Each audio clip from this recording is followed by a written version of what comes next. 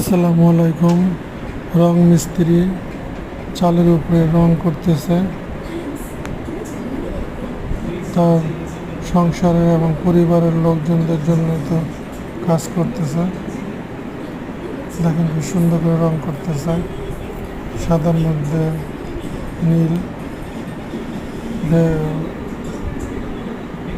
ঢেউটিন, দেখতে ভালোই লাগতেছে।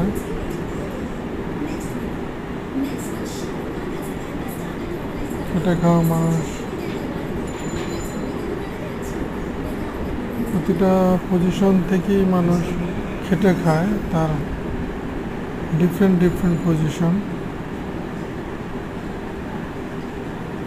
মনের মাধুরী দিয়ে সুন্দর করে সে লোকটা কাজ করতেছে। দিন শেষে যে অর্থ পাবে সেটা দিয়ে সংসার খরচ, বাজার সদাই।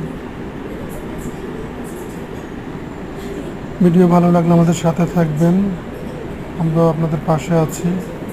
লাইক শেয়ার করবেন।